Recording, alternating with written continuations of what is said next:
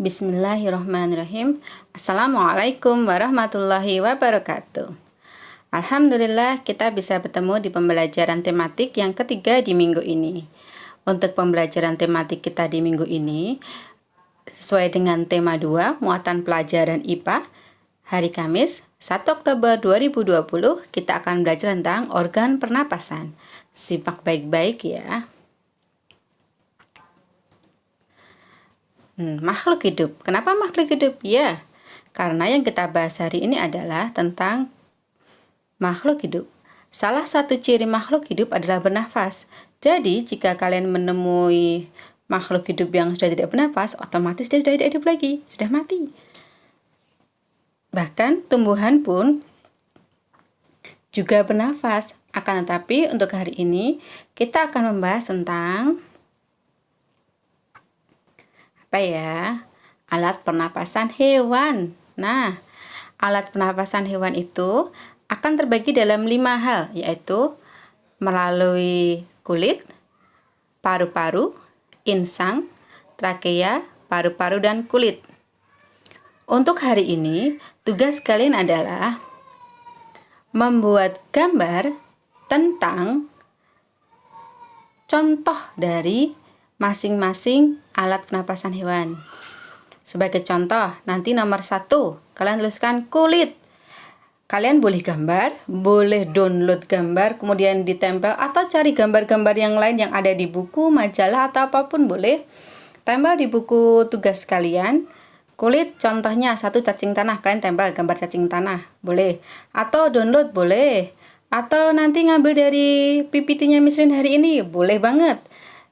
Yang pasti, kalian harus mengurutkan sesuai dengan alat pernapasannya. Jangan sampai nanti kalian tuliskan paru-paru, cacing tanah, contohnya. Wah, berarti itu salah. Ada 5 ya. 1, kulit. Contohnya adalah cacing tanah. Ini termasuk hewan apa cacing tanah itu? Kita udah bahas di pembelajaran sebelumnya. Hewan invertebrata. Kemudian ada paru-paru, contohnya mamalia. Mamalia itu banyak banget hewan yang termasuk mamalia. Semua hewan yang menyusui dan melahirkan itu adalah mamalia. Jadi, kalian bisa mengambil contoh hewan apapun atau bisa menggambar hewan apapun, boleh itu. Yang ketiga, melalui insang. Ada di sini contohnya adalah ikan. Apakah boleh memberikan contoh yang lain selain ikan? Boleh. Berudu misalnya? Boleh. Terus kemudian yang keempat, trakea. Trakea itu ada belalang, kupu-kupu, dan semua jenis serangga. Semua jenis serangga itu menggunakan alat pernafasan berupa trakea. Yang kelima, paru-paru dan kulit. Untuk paru-paru dan kulit ini, kita mencontohkannya adalah kata. Next ya.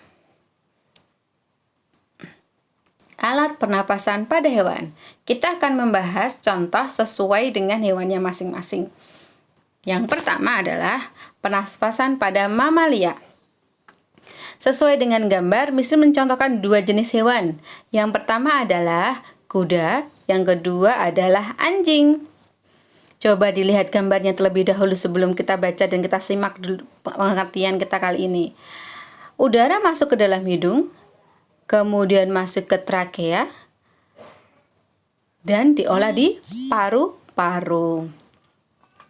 Begitu juga dengan anjing. Dia melalui hidung dulu, masuk faring. Hampir sama ya sebenarnya ya, cuman yang di kuda tidak digambarkan. Kemudian ada trakea dan terakhir paru-paru. Oksigen masuk ke dalam lubang hidung, O2 itu oksigen ya nak ya. Kemudian masuk ke laring, kemudian baru ke trakea, bronchioles, kemudian baru ke paru-paru. Yuk, kita simak penjelasannya ya. Mamalia adalah salah satu jenis hewan yang menyusui. Secara umum, habitat dari hewan mamalia ini dibagi menjadi 2, yaitu di darat dan di air. Apakah ada mamalia di air? Ada. Yuk kita bahas.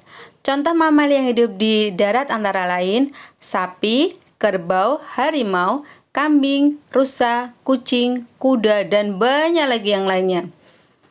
Sedangkan contoh hewan mamalia yang hidup di air antara lain ikan paus dan lumba-lumba. Jadi ikan paus itu meskipun ikan, dia termasuk mamalia. Nah, tentu saja karena hidup di dua alam yang berbeda, ada yang di air, ada di darat, sistem pernafasan pada hewan mamalia memiliki beberapa perbedaan. Alat pernapasan pada mamalia darat terdiri dari hidung, pangkal tenggorokan, batang tenggorokan, dan paru-paru. Jika dilihat secara sekilas, mirip dengan sistem pernapasan pada manusia. Iyalah, manusia kan juga mamalia ya. Nah, sedangkan sistem pernafasan hewan mamalia yang hidup di air dilengkapi dengan sebuah katup. Ada penutupnya. Fungsinya untuk apa? Untuk menutupi saluran pernapasan ketika hewan tersebut menyelam di dalam air. Jadi ketika nanti dia berada di permukaan air, katup itu akan membuka, dia akan mengambil udara. Nah, kemudian ketika dia di dalam laut, katupnya tertutup. Nah, di atas itu, ketika katup terbuka, dia akan mengeluarkan karbon dioksida seperti yang kalian lihat ketika ada film-film atau video itu kan ada ikan paus yang menyemburkan air misalnya. Nah, itu dia sedang mengeluarkan karbon dioksida dan air yang masuk ke dalam tubuhnya, kemudian setelah itu dia menghirup oksigen dan kembali lagi ke dalam air. Sekarang kita bahas tentang pernapasan pada katak. Katak ini juga bernafas dengan paru-paru, tapi ada perbedaannya dengan mamalia. Yuk, kita simak ya.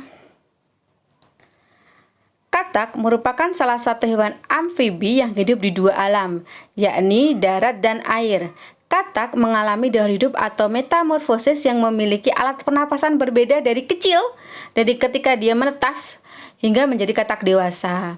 Di saat menjadi berudu, saat dia masih kecil, bernafas menggunakan insang luar yang terdapat di bagian belakang kepala. Bisa kalian lihat ya, di bawah itu ada gambar hijau-hijau itu apa itu? Ceritanya adalah berudu atau kecebong. Nah, dia bernafas dengan insang ketika masih berupa kecebong. Di saat menjadi berudu, bernafas menggunakan insang luar yang terdapat di bagian belakang kepala. Insang tersebut selalu bergerak dan bergetar dengan tujuan untuk mengganti air yang ada di sekitar insang. Oksigen yang terdapat di sekitar insang akan terlarut di dalam air, kemudian berdifusi di dalam pembuluh kapiler berudu yang terdapat di bagian insang. Ketika menjadi berudu agak besar atau berudu berkaki, insang luar ini akan berubah, jadi nanti akan berbeda lagi menjadi insang dalam yang berupa lipatan kulit dari arah depan ke katak dewasa. Insang yang berupa lipatan kulit dari arah depan ke belakang, sehingga hal ini menutupi insang bagian luar. Dan saat menjadi katak dewasa, bernafas menggunakan paru-paru dan dibantu dengan kulit yang basah. Nah, sekarang kita lihat ya, berikut ini pernafasan di katak. Selain bernafas dengan paru-paru, oksigen akan berdifusi di dalam rongga mulut melalui rongga mulut dan kulit yang lembab pada katak. Jadi selain dia melalui rongga mulut, jadi nggak punya hidung ya katak itu ya, dia kulit juga menyerap udara, menyerap oksigen. Oleh karena jadi mengapa kok katak ketika dipegang itu agak-agak lembab kemudian ada berair, itu karena memang fungsinya adalah untuk bernafas salah satunya. Nanti kalian perhatikan gambarnya dengan teliti, lihat gambarnya, itu sudah menggambarkan tentang bagaimana sistem pernafasan pada katak. Sekarang sistem pernafasan pada hewan reptil. Hewan reptil juga bernafas dengan paru-paru, hanya saja ada perbedaannya. Ada sedikit perbedaan. Sebenarnya rata-rata pada hewan reptil sistem pernafasannya jauh lebih sederhana dibandingkan hewan mamalia, apalagi katak, dia lebih sederhana pernafasannya. Bedanya di mana? Bedanya adalah di lipatan dinding yang memperbesar permukaan paru-paru. Jadi tidak seperti manusia ketika bernafas kemudian mengembang-embis, enggak. Jadi seperti itu. Hanya saja untuk buaya dan kadal memiliki beberapa belahan yang sedikit berbusa, dan akhirnya ini menjadi pembeda dibandingkan hewan-hewan reptil yang lain. Untuk reptil yang hidup di air, dilengkapi dengan katup dengan tujuan agar tidak kemasukan air ketika menyelam. Apa coba ya reptil yang menyelam di air? Buaya salah satunya. Next ya. Pernafasan pada burung. Sistem pernapasan pada burung menggunakan paru-paru dan dibantu dengan kantong udara atau pundi-pundi udara. Jadi ini yang membedakan antara kalau tadi reptil dia lebih sederhana kecuali kadal dan buaya. Kemudian kalau katak dia punya kulit untuk bernafas. Kalau pada burung yang membedakan adalah dia punya paru-paru, bernafas dengan paru-paru melalui lubang hidung juga. Yang membedakan adalah dia punya kantong udara atau pundi-pundi udara. Burung memiliki kantong udara atau pundi-pundi udara. Fungsinya untuk apa? Dia berfungsi ketika dia terbang di udara, dia bisa membantu bernafas sehingga tubuhnya akan terasa ringan. Dan selain itu memperkeras suara burung dan menghangatkan tubuh burung. Sistem pernafasan pada aves atau burung secara umum, udara akan melalui hidung, jadi lihat hidung itu, kemudian akan melewati tenggorokan, kemudian ke pundi-pundi udara, dan akhirnya ke paru-paru. Bisa dilihat ya di gambar ya, lewat hidung dulu, ke trakea, kemudian ke pundi-pundi udara, baru jalan ke paru-paru. Namun, ketika burung terbang, terutama ketika mengepakkan sayapnya, burung tidak mengambil oksigen dari hidung, melainkan dari pundi-pundi udara. Jadi ketika dia terbang di angkasa luar, di angkasa, di langit, dia tidak bernafasnya bukan lagi menghirup udara seperti kalian menghirup udara. Tidak, karena dia punya cadangan udara di pundi-pundi udara. Jadi bernafasnya mengolahnya dari situ. Nah, setelah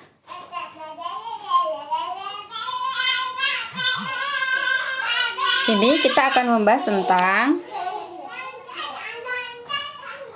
ikan. Ikan bernapas melalui insang yang terdapat pada bagian sisi kiri dan kanan kepala ikan.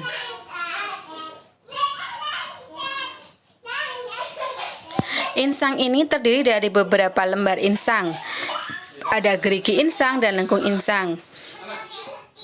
Terlihat gambarnya kan, ada yang sebelah kanan, gambar sebelah kanan ada anatomi insang, ada lengkung insang, kemudian aliran air. Itu apa nanti kita bahas di sini ya.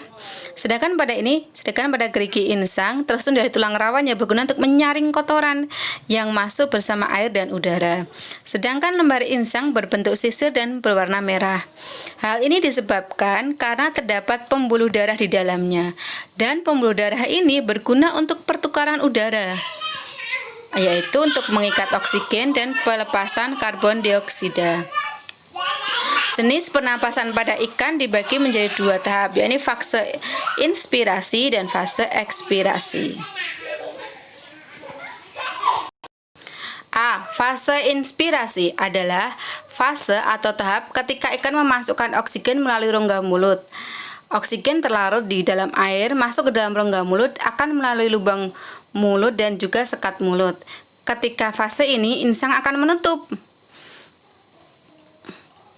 Yang kedua, fase ekspirasi, yakni ketika mulut dan sekitarnya menutup, maka tutup pada insang akan terbuka. Dan saat ini air akan mengalir melalui sekat insang. Pada saat inilah insang akan menyerap oksigen dan mengeluarkan karbon dioksida. Lihat gambarnya ya. Tuh. Jadi ketika dibuka, insangnya akan menutup. Mulutnya terbuka, insang menutup. Ketika mulut tertutup, maka insangnya akan terbuka dan mengeluarkan air. Sistem pernafasan pada hewan invertebrata. Tadi kita sudah sedikit membahas tentang itu kan. Pernafasan pada cacing.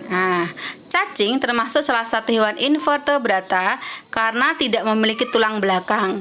Cacing bernafas dengan menggunakan seluruh permukaan kulitnya yang basah dan lembab. Dengan permukaan kulit yang basah dan lembab ini memudahkan cacing untuk mengikat oksigen masuk ke dalam tubuh cacing. Selain itu, dengan kulit yang lembab, karbon dioksida juga lebih mudah dikeluarkan. Masih ingatkah tadi kita bahas hewan apa yang bernafas dengan kulitnya apa tadi jadi kita bahas? Bukan invertebrata. Masih ingat? Betul, itu adalah katak. Sekarang serangga. Serangga bernafas dengan menggunakan trakea. Trakea adalah pembuluh halus yang bercabang-cabang dan juga tersebar di seluruh tubuh serangga. Jadi dari dalam tubuhnya ada semua itu. Pada ujung-ujung pembuluh ini terdapat lubang-lubang pernafasan yang disebut dengan stigma. Stigma terletak di sepanjang kedua sisi tubuh serangga. Stigma ini berguna untuk jalan masuk dan keluarnya udara pernafasan pada serangga. Sehingga sistem pernafasan pada hewan serangga dimulai udara masuk melalui stigma, lalu menuju ke trakea dan dikeluarkan melalui stigma lagi. Bisa dilihat di gambar ya. Lihat, itu ada seperti kotak, ada tulisan CO2. O2 itu jalannya udara itu oksigen masuk ke dalam tubuh, masuk ke trakea, kemudian serabut otot ke seluruh tubuh, nanti keluar lagi juga lewat itu namanya stigma. Baik, untuk pembelajaran kita hari ini cukup untuk sekian. Sampai jumpa lagi di pembelajaran yang lain. Semoga sehat selalu. Ingat kerjakan tugasnya ya. Tadi di awal sudah Mislin bahas tentang tugas kita kali ini. Semoga kalian bisa paham dan kita bisa melanjutkan pembelajaran kita di minggu depan. Terima kasih. Assalamualaikum warahmatullahi wabarakatuh.